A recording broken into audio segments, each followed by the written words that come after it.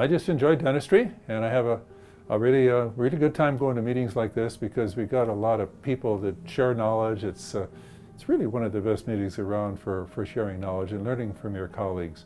And what I particularly like about this meeting is they show failures, not all successes.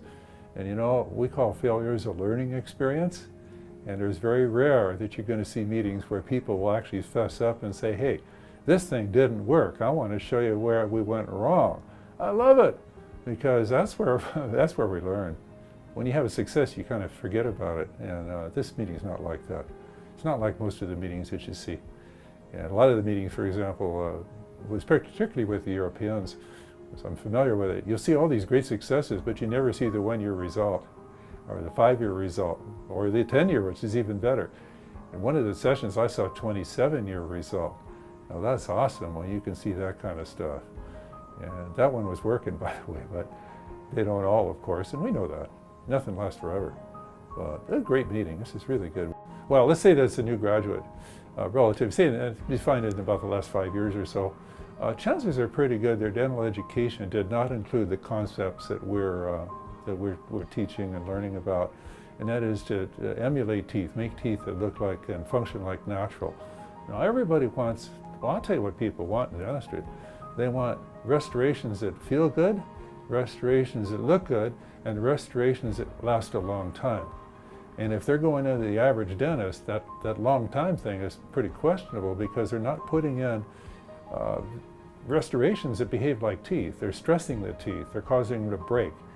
Doing too many crowns, for example, which require root canal treatment. And then the root canal treatment's not all successful, and some of those teeth break. So then you lose the tooth, and then they put an implant in.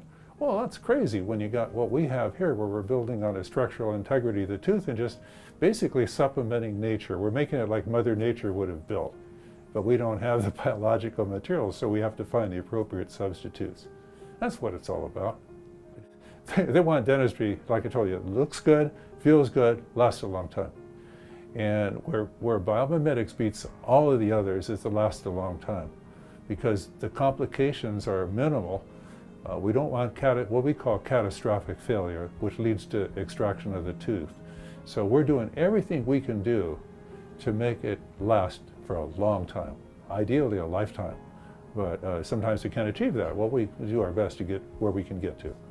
And then we incorporate aesthetics. The speakers at this meeting were particularly good on aesthetics. I saw a couple people that I didn't know, and awesome dentistry. Wish I could do that good. I think I'm pretty good functionally, but aesthetically, I'm not in that league. I call myself a B+ dentist when it comes to aesthetics. You know, most people are pretty happy with it. My patients generally are pretty happy. But these guys were in a different group. Oh my golly, amazing, just amazing. This meeting's not an expensive meeting. I mean, just make the investment, take the risk. And I just know you'll be delighted. One of the best investments you ever made. I mean, we're not talking about an expensive meeting here. The biggest part of this meeting, expense-wise, is probably getting here. Because it's just, that's not what they're designed to do, is overcharge, like some of these other meetings where I quite frankly don't think you get your money's worth. This one's not like that. This is good. And this is going to go on for years. I can already tell. And a Japanese guy, well, he's not really Japanese, but he studied in Japan, has a joint appointment at Tokyo Medical and Dental and the University of Washington. It's Dr. Satter. He's an absolutely brilliant researcher, but unlike a lot of researchers, he can apply it in the clinic. He knows what we're doing. And he gave us a lot of really excellent advice, the stuff that I don't think you'd ever see anywhere else. At least I've never seen it. And I go to a hell of a lot of meetings all over the world. I lecture myself a fair amount.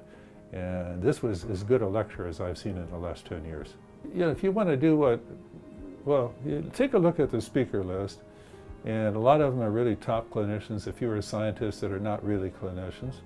But if you want to do what they're doing, this is the meeting to come to, because you're going to learn it on a personal basis here. You're not going to be sitting in the audience among 1,000 people trying to hear this at one of the big meetings. You're sitting there and maybe having a beer with the guy at the break. I mean, there's no better way to find out about this stuff than on a personal basis. And that's what this meeting is all about.